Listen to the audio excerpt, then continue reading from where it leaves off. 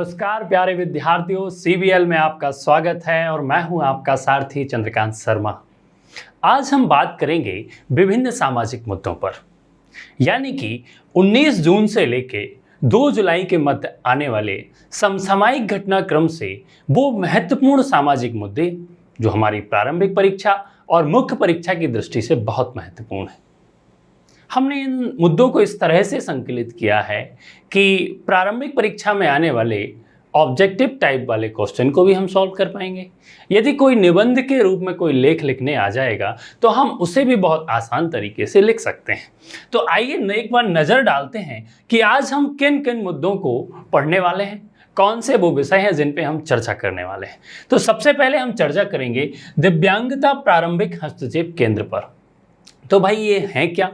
तो हाल ही में सामाजिक न्याय और अधिकारिता मंत्रालय ने 14 ऐसे केंद्र स्थापित करने की बात की है जो दिव्यांगता वाले जो बच्चे हैं, जिन्हें हम विकलांग बच्चे भी कहते हैं, या ऐसे कोई बच्चे जिन्हें बहुत ज़्यादा जोखिम उठाने की ज़रूरत थी, बहुत जोखिमपूर्ण तरीके से वो अपना जीवन यापन कर रहे थे, तो उन बच्चों को ऐसे सेंटर में लाके, ऐसे केंद्रों में लाके और उनके पुनर्वास की व्यवस्था की जाएगी, उनकी चिकित्सकीय व्यवस्था की जाएगी। या कुछ बच्चे ऐसे होंगे जिन्हें स्कूल भेजा जाना चाहिए इस तरह के, तो उन स्कूल की परिस्थितियों का यहाँ पे निर्माण किया जाएगा। तो इस तरह सरकार ने 14 केंद्रों की स्थापना की घोषणा की है। तो हम देखेंगे कि क्यों ज़रूरत पड़ी है, क्या होती है दिव्यांगता, आखिर क्या परिस्थितियाँ निर्मित हुई और सरकार के द्वारा ऐसी कौन कौन सी पहल अभी तक की गई हैं जो दिव्यांग बच्चों के लिए या दिव्यांगजनों के लिए उपयोगी साबित हुई हैं। ठीक है, इसके बाद हम बात करेंगे जो दुनिया भर में आत्महत्या संबंधी रिपोर्ट आई है विश्व स्वास्थ्य संगठन की, यानी कि WHO ने वर्ष 2019 के तहत एक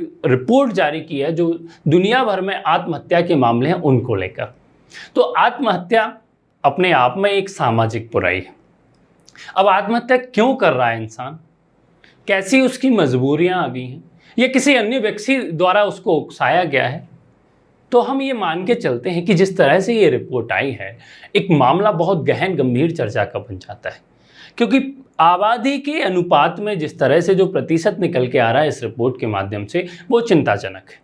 हम अन्य देशों की बात करें विश्व स्तर की, या भारत के परिप्रेक्ष्य में बात करें, तो आत्महत्या जो है एक बहुत ही चर्चा का विषय है। और अभी कोरोना काल की परिस्थितियों में जिस तरह से व्यक्ति को प्रभावित होना पड़ा है, उसका आर्थिक स्तर से उसका जीवन बेकार हो गया है, या सामाजिक स्तर पे उसकी बहुत सारी परिस्थितियां ऐसी बिगड़ गई हैं कि वो जीवन जीने में मजबूर हो गया।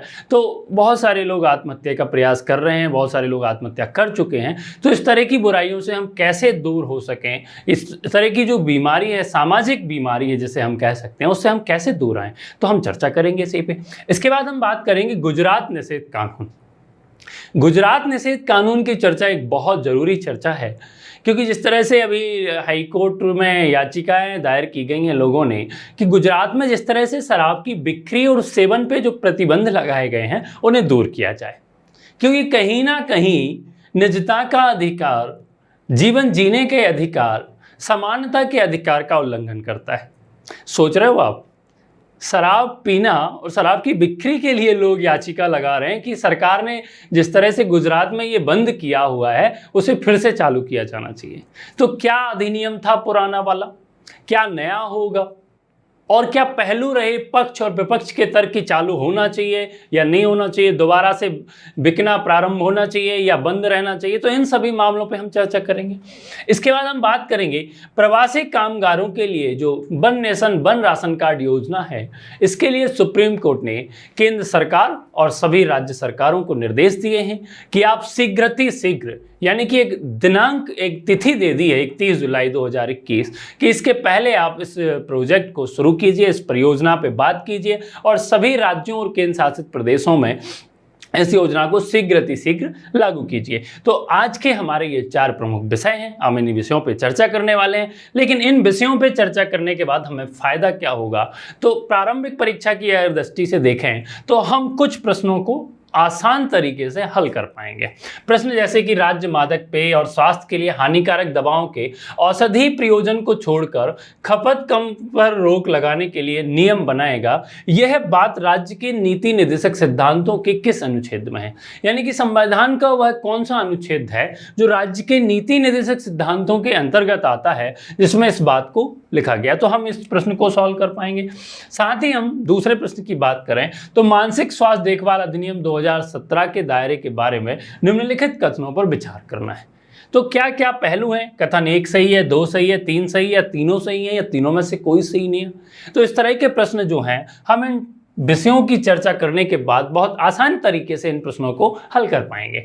अगर हम तीसरे प्रश्न की बात करें कि किरण चिंता, तनाव, अवसाद, आत्मघाती विचारों और अन्य मानसिक स्वास्थ्य चिंताओं का सामना कर रहे लोगों को सहायता प्रदान करने के लिए एक हेल्पलाइन है जो किस मंत्रालय के द्वारा शुरू की गई है? तो हम देखेंगे कि हम जब बात करेंगे, विषयों पर चर्चा करेंगे, तो ये प्रश्न हमारे लिए बहुत सरल हो जाएंगे। तो आप वीडियो में बने रहिए, हम तीनों प्रश्नों पर बहुत अच्छे तरीके से व्याख्या के जरिए आपको इनका उत्तर देंगे। ठीक है, तो सबसे पहले हम शुरुआत करते हैं हमारे पहले प्रश्न की, तो पहले विषय की। ठीक है, सबसे पहले हम शुरुआत करते हैं हमारे प्रमुख विषय की और पहले विषय की, जो क्या है? दिव्यांगता प्रारंभिक हस्तक्षेप केंद्र। सरकार को चिंता सता रही थी कि जिस तरह से जो दिव्यांग बच्चे हैं या दिव्यांग जन हैं, उनके लिए कुछ ऐसे केंद्र स्थापित किए जाएं जो उनको सर्व सुविधा युक्त हो, यानी कि उनके पुनर्वास की चिंता करें, उनके विस्थापन की चर्चा करें, उनकी स्पीच थेरेपी की बात करें, उनको चिकित्सकीय परामर्श दें। इसके साथ ही उनके माता पिताओं को भी परामर्श और सलाह दें कि वो किस तरह से अपने बच्चों का पालन पोषण करें। क्योंकि देखा गया समाज में कि सामाजिक स्तर पर यदि कोई विकलांग बच्चा है, दिव्यांग बच्चा है, ठीक है, तो उसके साथ जो है दुर्व्यवहार किया जाता है, भेदभाव किया जाता है। समाज में उस बालक की, समाज में उस दिव्यांग जन की वह छवि नहीं रहती है, वह इज्जत नहीं रहती है जो एक आम व्यक्ति की रहती है। तो सरकार ने इस बात पर, इस चर्चा को, पहलू को, विषय को गंभीरता से लिया और उसने कहा कि हम देश भर में 14 सेंटर स्थापित करेंगे, यानी कि 14 डिसेबिलिटी अर्ली इंटरवेंशन सेंटर बनाने की घोषणा की। और यह बात किसने की? इस तरह के मामले जब भी देश में आते हैं तो सामाजिक न्याय एवं अधिकारिता मंत्रालय इस तरह के काम करता है। तो आपसे पूछा जा सकता है कि भाई ये किस मंत्रालय के अंतर्गत आता है? तो सामाजिक न्याय और अधिकारिता मंत्रालय। अगर इसके केंद्रीय मंत्री के बारे में पूछा जाए तो आपको ज्ञात होना चाहिए कि श्री आदरणीय थावरचंद गहलोत जी केंद्रीय मंत्री हैं सामाजिक एवं न्याय अधिकारिता मंत्रालय के। ठीक है, तो सामाजिक न्याय और अधिकारिता मंत्रालय ने पूरे देश भर में 14 केंद्र स्थापित करने की बात की गई। ठीक है, ये केंद्र क्या करेंगे? जो दिव्यांग बच्चे हैं, जो असमर्थ व्यक्ति हैं, ठीक है, जो जिनकी शारीरिक गतिविधियां बाधित हैं, इस तरह के व्यक्ति जो सामाजिक जीवन की परिस्थितियों से दूर हैं, उन व्यक्तियों को मुख्य धारा में लाने के लिए, उनको ऐसी सुविधाएं प्रदान करने के लिए जिससे उनका जीवन खुशहाल हो सके, वो भी समाज को अपना अंग मान के चलें और समाज के अंग के रूप में उन्हें समाज स्वीकार कर सके। इसके लिए सरकार ने 14 केंद्रों की स्थापना की बात की है। ठीक है, इन केंद्रों की विशेषताएं क्या हैं? ठीक है, इन केंद्रों की विशेषताएं क्या हैं? इससे पहले ये बात बहुत महत्वपूर्ण हो जाती है कि हमें ये जानना है कि दिव्यांगता क्या है। दिव्यांगता में किस किस बातों को हमें सम्मिलित करना होता है। तो दिव्यांगता का आशय एक व्यापक पद से है। कोई ऐसा नहीं कि किसी का हाथ टूट गया या हाथ काम कर नहीं सकता है। ठीक है, तो दिव्यांगता को एक व्यापक परिप्रेक्ष्य में हम सम्मिलित करते हैं। असमर्थता की बात करें, हम शारीरिक गतिविधियों की बाधा की बात करें, ठीक है, या हम जो किसी व्यक्ति के समक्ष जो सामाजिक जीवन से जुड़ी परिस्थितियां हैं उनमें असमर्थता की बात करें, तो ये सभी पहलू हम देखते हैं कि दिव्यांगता की श्रेणी में रखे जाते हैं। दिव्यांगता में श्रेणी में रखे जाते हैं। जैसे असमर्थता क्या है? मैं इस तरह से हाथ चला रहा हूं, मैं बोल पा रहा हूं, अगर मैं ऐसा करने में असमर्थ होता तो यही मेरी असमर्थता है। यानी कोई व्यक्ति किसी कार्य को करने में उसे समस्या उत्पन्न हो रही, यही तो असमर्थता है। अगर बाधित गतिविधियों की बात करें, शारीरिक गतिविधियों की बात करें, तो कान का काम है सुनना, कान सुन नहीं पा रहा है। आंखों का काम है देखना, आंखें देख नहीं पा रही हैं। मुंह का काम है बोलना, मुंह बोल नहीं पा रहा है। पैरों का काम है चलना, है तो पैर, टूटा नहीं है भाई, पैर है, हाथ है, लेकिन चल नहीं रहा। खाना खाना है, हाथ ऊपर नहीं आ रहा है। तो यही तो क्या है? दिव्यांगता है। यही तो शारीरिक गतिविधियों के बाधित होने का संकेत है। तो इन सभी चीजों को सम्मिलित किया गया। अब सामाजिक परिवेश की बात आए, यानी कि समाज में भागीदारी की बात आए उस व्यक्ति की, तो सामाजिक भागीदारी क्या?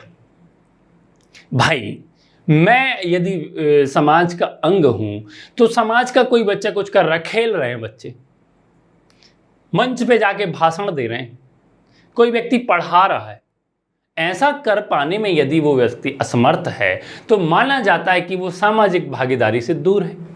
और ऐसे सभी लोग, जो तीनों विषयों पे हमने चर्चा की, उन सभी को दिव्यांग श्रेणी में रखा जाता है। पहले केवल 7 श्रेणियां मानी गई थी दिव्यांगता की, लेकिन जैसे ही कानून बनते गए, अधिनियम आते गए, 2016-17 के बाद से 21 श्रेणियां घोषित कर दी गई। यानी 21 बीमारियों को शामिल कर दिया गया कि इनसे अगर कोई व्यक्ति प्रभावित होगा तो वो दिव्यांग माना जाएगा। साथ ही संयुक्त राष्ट्र संघ का एक अंतरराष्ट्रीय कन्वेंशन आया 2006 में, जिसे भारत ने भी 2007 में अपना लिया, और धीरे धीरे 2008 से उसके जो क्रियान्वयन के जो और नियम थे उनको प्रभावी रूप से लागू कर दिया। तो संयुक्त राष्ट्र संघ ने भी दिव्यांगता को परिभाषित किया और उसको दूर करने के लिए, या उससे जो प्रभावित व्यक्ति हैं, जो बच्चे हैं या अन्य कोई है, तो उसके लिए पुनर्वास की व्यवस्था, उसकी चिकित्सीय परामर्श की व्यवस्था के लिए कई प्रकार की बातें की। तो उसी तरह हमारे देश ने भी, हमारे मंत्रालय ने, सामाजिक न्याय अधिकारिता मंत्रालय ने 14 ऐसे केंद्रों को स्थापित करने की घोषणा की। इन केंद्रों से मिलेगा क्या? तो हम पाते हैं कि सबसे पहले पुनर्वास और देखभाल की बात की जाएगी। ये बहुत जरूरी है।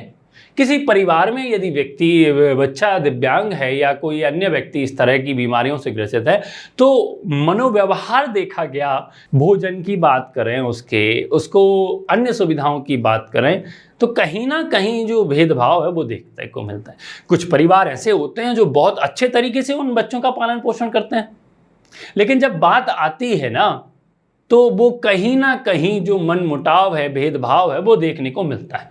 तो ऐसे बच्चे जिनको जरूरत है, जिनको न्याय पाने की जरूरत है, जिनको परिवार वाले उस तरह से नहीं रखते हैं, या जिनके परिवार वाले हैं ही नहीं, अनाथ हो गए, कहीं छोड़ गए उस बच्चे को, तो ऐसे बच्चों को देखकर उनके पुनर्वास की व्यवस्था की जाएगी। इन केंद्र पर उनको लाया जाएगा, इस केंद्र पर रजिस्टर्ड किया जाएगा, साथ ही उसके जीवन के जीने की जितनी दशाएं हो सकती हैं वो सुलभ तरीके से उसको प्रदान की जाएंगी। ठीक है। स्पीच थेरेपी, बोलने में समस्या है, बोल नहीं पाता है, कोई अन्य मजबूरी के कारण उसके बोलने की क्षमता जो थी बाधित, तो उसे स्पीच थेरेपी की प्रदान की जाएगी, जिससे वो अन्य गतिविधियों को करने में सक्षम हो जाए। ठीक है।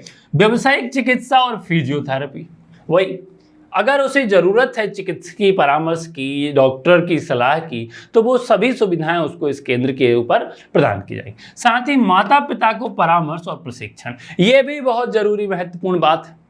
कई माता पिता को यह ज्ञान नहीं होता है कि वो अपने दिव्यांग बच्चे का पालन पोषण कैसे करें या व्यवहार कैसे करें उसके साथ। उसकी मानसिक दशा जो है वो विकृत हो गई है, विकृत हो गया है। अब घर में रख रहे हैं, किसी भी व्यक्ति को काट रहा है, नोच रहा है ना, कुछ भी कर रहा है, घर में दीवार में सर मार रहा है, तो ऐसे बच्चे को अगर केंद्र पर लाया तो केंद्र जो है वो उसकी सारी व्यवस्थाएं अपनाए। लेकिन वह व्यक्ति यदि परिवार के साथ रह रहा है, माता पिता के साथ, तो उनको भी प्रशिक्षित किया जाएगा कि किस तरह से वो अपने बच्चे की देखभाल करें। यानी कि माता पिता का परामर्श और प्रशिक्षण भी इन केंद्रों के माध्यम से उपलब्ध हो पाएगा। ठीक है। पीयर काउंसलिंग की बात करेंगे ये सेंटर, तो अगर इस तरह की सुविधाओं से संपन्न इस तरह के केंद्र संचालित होंगे तो यह देश के लिए, समाज के लिए और खासकर उस दिव्यांग श्रेणी के जनों के लिए बहुत ही ज़्यादा लाभदायक होगा।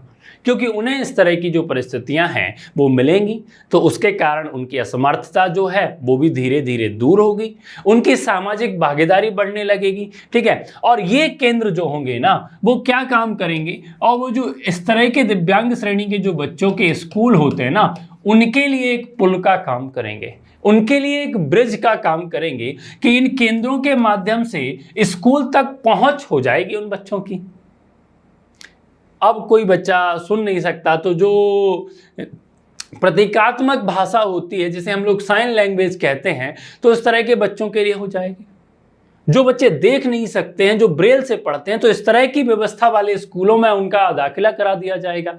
यानी कि केंद्र पहले उन बच्चों की देखभाल की बात करेंगे, उनके परामर्श, उनकी चिकित्सीय, उनको इस तरह से तैयार करेंगे कि वो किसी स्कूल में जाके शिक्षा प्राप्त कर सके, ज्ञान का अर्जन कर सकें। तो ये थे लाभ। अब आप खुद स्वयं सोच सकते हो कि इस तरह की अगर सुविधाएं दिव्यांगजनों के लिए मिलने लगेंगी तो कितना महत्वपूर्ण और कितना लाभदायक हो जाएगा इस तरह के बच्चों के लिए। आखिर ये बात क्यों आई, हम देखें कि आखिर सरकार को इस तरह के केंद्र स्थापित करने की योजना मन में कैसे आई, क्या आवश्यकता हुई। तो हम पाते हैं, देखो आवश्यकता की अगर हम चर्चा करें तो क्यों आई। वर्ष 2011 में जब जनगणना हुई, जनगणना के आंकड़े आए तो बहुत चिंताजनक आंकड़े थे, क्योंकि इस जनगणना में देखा गया कि लगभग 20 लाख बच्चे, कितने बच्चे, लगभग 20 लाख जो बच्चे थे वो दिव्यांगता की श्रेणी में रखे गए थे। ठीक है, और ये तब की बात है जब केवल और केवल 7 कैटेगरी थी, यानी कि दिव्यांगता में 7 श्रेणियां ही थी। वर्तमान में तो 21 हो गई हैं, 2021 की जनगणना भी आने वाली है। तो एक चिंताजनक विषय था, यानी कि 20 लाख जो बच्चे थे वो दिव्यांग थे या दिव्यांगता की श्रेणी के समकक्ष थे। कब, जब 7 ही श्रेणियां मानी गई थी दिव्यांगता की, 2011 की जनगणना की। बहुत बड़ा जो मामला देखें, बहुत बड़ी आबादी का मामला जो देखा गया वो, क्योंकि वही 0 से 7 वर्ष की अगर आयु की और बात कर ले हम, तो इस आयु में लगभग 7% व्यक्ति, इस आयु वर्ग के लगभग 7% व्यक्ति दिव्यांगता की श्रेणी में थे। इसलिए ये महत्वपूर्ण हो गया इस तरह के कदम उठाना सरकार को। ठीक है, इसके बाद अगर हम बात करें जनसंख्या में अपेक्षित वृद्धि, जब जनगणना की बात हो गई 2011 की जनगणना की, ठीक है, तो संख्या में अपेक्षित की बात क्या की जाए, वृद्धि कब होगी। अचानक से तो वृद्धि हो नहीं जाएगी। वृद्धि होने के पीछे का कारण यह था कि जब वर्ष 2016 में जो दिव्यांगता अधिकार अधिनियम आया, जिसमें श्रेणियों की संख्या 7 से बढ़ाकर 21 कर दी, तो अचानक से ही जनसंख्या में इजाफा हो जाएगा। ये जो जनसंख्या पहले 20 लाख थी, जब 7 श्रेणी मानी जा रही थी, तो अब 2021 में जब 21 श्रेणियों में माना जाएगा दिव्यांग, तो जनसंख्या का स्तर कितना बड़ा हो जाएगा। और इस तरह से अगर जनसंख्या बढ़ती है दिव्यांगजनों की, तो ये चिंताजनक थी। इस तरह के बच्चों के पुनर्वास की व्यवस्था एक चिंताजनक थी, उनके माता पिता का परामर्श चिंताजनक था, उनकी जो सामाजिक भागीदारी थी वो बढ़ाना चिंताजनक था। इसलिए सरकार के द्वारा इस तरह की पहल शुरू की गई। 0 से 6 वर्ष एक महत्वपूर्ण चरण, हम सभी मानते हैं कि जो 0 से 6 वर्ष की जो आयु होती है वो महत्वपूर्ण होती है, क्योंकि इसी दौरान अगर बच्चे का जो शारीरिक विकास है, जो बौद्धिक विकास है, उस पर ध्यान दिया जाए तो जो हल्की फुल्की दिव्यांगता के लक्षण हैं उसके अंदर वो दूर हो जाते हैं। बहुत सारे बच्चे बचपन में हकलाते हैं, बोल नहीं पाते हैं, लेकिन अगर शुरुआत में ध्यान न दिया जाए तो उनकी हकलाहट बनी रहती। लेकिन शुरुआत से, बचपन से ही उनको अन्य चिकित्सकीय सुविधाएं प्रदान कर दी जाएं, उनके साथ उन्हें अभ्यास कराया जाए कि हाँ इस तरह से बोलते हैं, तो उनकी वो जो बीमारी है वो धीरे धीरे दूर हो जाती है। तो इस उम्र की बच्चे जो हैं उन पे ध्यान देने की बहुत ज़्यादा ज़रूरत थी। ठीक है, क्योंकि यही बच्चे क्या हैं, भविष्य में जाके एक युवा आबादी बनेंगे, और युवा आबादी किसी देश के जीवन की आर्थिक दशाओं के लिए महत्वपूर्ण होती है। यदि ये बच्चे 10 वर्ष 20 वर्ष बाद जब एक 21वीं सदी में जाके या 22वीं सदी में जाके जब बड़े होंगे, तो देश की आर्थिक विकास की बात करें, आर्थिक गतिविधियों की बात करें, तो उसमें इनका योगदान महत्वपूर्ण होगा। लेकिन यही उम्र जाके अगर उनकी देखरेख ना की जाए, उनको ऐसे ही छोड़ दिया जाए, तो वो हमारे आर्थिक विकास या आर्थिक गतिविधियों की आर्थिक वृद्धि के लिए नुकसानदायक होंगे। क्योंकि युवा आबादी जब तक काम नहीं करती है तो आश्रित लोगों की जनसंख्या धीरे धीरे बढ़ती रहती है। तो इन 3 प्रमुख बिंदुओं के तहत सरकार को यह आवश्यक था कि इस तरह की श्रेणी के जो बच्चे हैं उनकी समुचित देखभाल के लिए कुछ केंद्र स्थापित किए जाए। हालांकि ये सरकार की योजनाएं तो आती रहती हैं, उनका क्रियान्वयन किस तरह से किया जाता है ये महत्वपूर्ण है। तो केंद्र तो स्थापित किए जा रहे हैं, बहुत अच्छी बात है, खुशी की बात है, हमें इसे प्रोत्साहित करना चाहिए। किंतु इन केंद्रों के क्रियान्वयन की जो निगरानी है वो, और किस तरह से ये व्यवस्थाएं जो हैं अपने क्षेत्र में सफलता अर्जित करती हैं, ये देखने लायक बात है। ठीक है, तो ये सरकार की आवश्यकताएं थीं। इसी आवश्यकता के कारण सरकार ने इन चीज़ों को शुरू किया। सरकार ने इन केंद्रों के अतिरिक्त और क्या प्रयास किए दिव्यांगजनों के लिए? अगर इसकी हम चर्चा करें तो हम पाते हैं सरकार शिक्षा व्यवस्था के क्षेत्र में, नौकरियों के क्षेत्र में, पदोन्नति के मामले में, इन सभी विषयों को लेके गंभीर थी। और सरकार ने पुराने अधिनियम को प्रतिस्थापित करते हुए दिव्यांगजन अधिकार अधिनियम 2016 लेके आई। यह अधिनियम बहुत सारी बातों, बहुत सारे विषयों पर चर्चा करता था।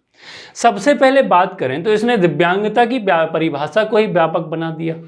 जो पहले केवल 7 प्रकार या 7 श्रेणियां थी दिव्यांग, यानी कि 7 बीमारियों को ही दिव्यांगता की श्रेणी में रखा गया था, इसमें वृद्धि करते हुए 21 कर दी। यानी कि अब 21 प्रकार की जो जटिल बीमारियां हैं उनको उनसे प्रभावित होने वाले बच्चों को या वृद्धों को या सबको दिव्यांगता की श्रेणी में रखा जाएगा। तो एक ये व्यापकता आ गई इस अधिनियम से। साथ ही इसमें कहा गया कि यदि रोजगार की हम बात करें तो 3 से 4% तक आरक्षण को बढ़ोतरी कर दी। यानी कि जो रोजगार के अवसर होंगे उसमें दिव्यांगजनों को जैसे वर्दीधारी पदों को छोड़कर अन्य जो पद हैं उनमें पहले 3% आरक्षण था, अब 4% तक की बात कर दी, 1% का इजाफा कर दिया। ठीक है, अधिनियम से ये कर दिया। साथ ही कहा कि उच्च शिक्षण की अगर हम बात करें, उच्च शिक्षा की बात करें, शिक्षण संस्थानों की बात करें, तो जो पहले 4% था उसे 5% तक ले आए। तो ये 3 महत्वपूर्ण बातें। एक नेशनल फंड की बात की, राजकीय कोष बनाने की बात की गई। साथ में सुगम्य भारत अभियान को इसमें सम्मिलित किया गया कि जिस तरह से सार्वजनिक और निजी जो भवन है उनमें सुगमता उपलब्ध हो। यानी कि अगर कोई दिव्यांग जो नागरिक है वो यदि प्लेटफॉर्म पे जा रहा है, स्टेशन पे है, रेलवे स्टेशन पे, तो उसके लिए चलने के लिए जो एक पथ होता है दिव्यांगजनों के लिए वो होना चाहिए। टिकट काउंटर पे उसके लिए उसकी सुगमता के लिए आवश्यक संसाधन है वो उपलब्ध होने चाहिए।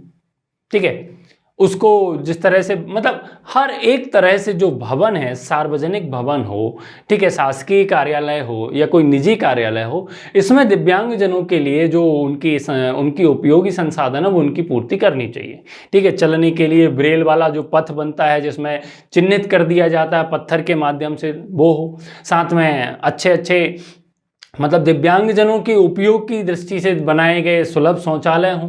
ठीक है, तो इस तरह की व्यवस्थाओं को करें। और ये सब बात तो अधिनियम ने ही कर दी थी। ठीक है, इसके बाद ही सरकार ने सुगम्य भारत अभियान चलाया था। वही कि जिस तरह से जो भवन हैं, जो कार्यालय हैं, वो इस तरह से बनाए जाएं कि वहाँ पर दिव्यांगजन भी अगर जाते हैं अपनी समस्याओं को लेके, या उस कार्यालय में ही कोई दिव्यांगजन नौकरी करता है तो उसके उपयोग की जो चीज़ें हैं वो वहाँ पर होनी चाहिए। ठीक है, इसके साथ ही हम बात करें ऑनलाइन मोड में अद्वितीय अक्षमता पहचान, मतलब एक यूनिक डिसेबिलिटी आईडी बना दी गई, जिसे UDID कहते हैं। इस आईडी को क्यों बनाया गया? इस आईडी की जरूरत इसलिए हुई कि इससे क्या होगा, एक व्यक्ति जो दिव्यांग है उसे चिन्हित किया जाए, उसको रजिस्टर्ड किया जाए। इससे एक पूरे देश भर से आंकड़े जुटाए जाएंगे। उन आंकड़ों के बाद ये देखा जाएगा कि कितने प्रतिशत व्यक्ति किस प्रकार की दिव्यांगता से प्रभावित है, इतने प्रतिशत व्यक्तियों को किन संसाधनों की आवश्यकता है, कोई सुन नहीं पा रहा तो क्या कान में सुनने वाली मशीन की आवश्यकता है? कोई देख नहीं पा रहा तो क्या उनकी आंखों को सुधार के इलाज के लिए कोई व्यवस्था की जा सकती है? कोई चल नहीं पा रहा तो क्या साइकिल उनको इस तरह की प्रदान की जाए या व्हील चेयर प्रदान की जाए? यानी कि पहले तो हम आंकड़े जुटाएंगे इसके माध्यम से, और उन आंकड़े जुटाने के बाद सरकार उनके उपचार की व्यवस्था करेगी या उनकी जो बीमारी है उसका जो भी समाधान हो सकता है उसके लिए। तो सरकार ने इस पोर्टल की बात की है जहां पर विभिन्न प्रकार के जो दिव्यांग श्रेणी के लोग हैं उनको दर्ज किया जाता है। ठीक है, साथ ही ये दीनदयाल दिव्यांग पुनर्वास योजना, दीनदयाल दिव्यांग पुनर्वास योजना का आशय इस योजना से था, इसमें सीधा सरकार नहीं काम करती है। विभिन्न प्रकार के जो सामाजिक संगठन होते हैं उनके माध्यम से सरकार क्या करती है, वही जिस तरह से हमने संसाधनों की उपलब्धता की बात की, पुनर्वास की बात की, तो सामाजिक संगठन जो होते हैं वो छोटे छोटे केंद्र बनाते हैं। उन केंद्रों के माध्यम से क्या किया जाता है, दिव्यांगजनों को अब संसाधन उपलब्ध कराए जाते हैं, उनको सुविधाएं उपलब्ध किया है। और पैसा तो सरकार देती है, लेकिन किस माध्यम से जाते हैं, वो एनजीओस के माध्यम से। विभिन्न सामाजिक संगठनों को कहा जाता है कि आप इस तरह से, अब इसी तरह से केंद्र भी जो बनाए जा रहे हैं उनमें भी कहीं ना कहीं सामाजिक संगठनों का जो है उनकी सहायता ली जाएगी। ठीक है, राष्ट्रीय न्यास, जो दिव्यांगजनों के लिए एक राष्ट्रीय न्यास बनाया गया था, ये भी क्या करता है, वित्तीय सहायता उपलब्ध कराता है। इस तरह के सामाजिक क्षेत्र के जो सामाजिक संगठन होते हैं, जो स्व सहायता समूह होते हैं, जो जागरूकता अभियान चलाते हैं, जो निस्वार्थ भाव से सेवा करते हैं, उन व्यक्तियों को इस तरह के कार्य करने के लिए वित्तीय पोषण करते रहते हैं। ठीक है, तो इससे बहुत हद तक, बहुत बड़े स्तर तक दिव्यांग जो जन है उनको धीरे धीरे उनकी जो बीमारियां हैं उससे दूर किया जा रहा है, या उनके लिए उनके सुगम्यता के लिए उनके जीवन क्योंकि देखो, जीवन जीने का जो अधिकार है, जो मौलिक अधिकार हैं, जो मानव अधिकार हैं, जिस तरह से मेरे हैं उसी तरह से एक दिव्यांग व्यक्ति के भी हैं, दिव्यांगजन के भी हैं। तो इन अधिकारों को उसे प्रदान करने के लिए, उसको इन अधिकारों तक पहुंच बनाने के लिए इस तरह की रूपरेखा सरकार के द्वारा तैयार की गई है। तो देखना होगा कि जिस तरह से अन्य योजनाएं संचालित होती रहीं और उनका लाभ निम्न स्तर तक दिव्यांग व्यक्तियों तक पहुंचा। राष्ट्रीय फेलोशिप की बात करें, पीएचडी अगर कोई कर रहा है दिव्यांग, या कोई बाहर जाना चाहता है, विदेश जाना चाहता है, सरकार उसको प्रोत्साहित करती है, उसे वित्तीय सहायता उपलब्ध कराती है। तो इस तरह की हम देखते हैं कि करती है सरकार। लेकिन बहुत सारे दिव्यांग जन अभी भी ऐसे हैं जो पिछड़े समाज में रह रहे हैं, जो एकदम निम्न मध्यम वर्गीय परिवार में, जहां जागरूकता की कमी है, वहां तक इन योजनाओं का लाभ नहीं पहुंच पाता है। तो सरकार को एक ऐसा तंत्र भी तैयार करना होगा जो सबसे पहले तो दिव्यांग जो व्यक्ति हैं उनकी एकदम निम्न स्तर तक पहचान करे और धीरे धीरे करके उनको समाज की मुख्य धारा में लाने के लिए और अन्य गतिविधियां संचालित करें। तो ये था आज का हमारा विषय जो दिव्यांगजनों से जुड़ा हुआ था। तो हमारे लिए भी सोचने का काम है कि अगर हमारे अड़ोस पड़ोस में, सामाजिक क्षेत्र में यदि इस प्रकार का कोई व्यक्ति है जिसे आवश्यकता है इस प्रकार के केंद्रों की, तो आप मदद करें। आप एक जागरूक छात्र हैं तो आपके समाज के भलाई के लिए भी आप इस तरह के काम कर सकते हैं। ठीक है, तो इसके बाद हम चर्चा करेंगे हमारे दूसरे विषय की। हाय, अगर आपको ये वीडियो पसंद आया और आप पूरा का पूरा लेक्चर देखना चाहते हैं, then please enroll in our current affairs course. हमारे करंट अफेयर्स कोर्स में आपको फुल वीडियो लेक्चर, उसके साथ की पीडीएफ और वीकली टेस्ट भी मिलेंगे जो आपके प्रीलिम्स और मेंस दोनों की प्रैक्टिस करवा देंगे। कोर्स की जानकारी के लिए you can visit our website www.chetanbharat.com या नीचे दिए गए नंबर पे कॉल करके सारी डिटेल्स मांग लीजिए। So all the best.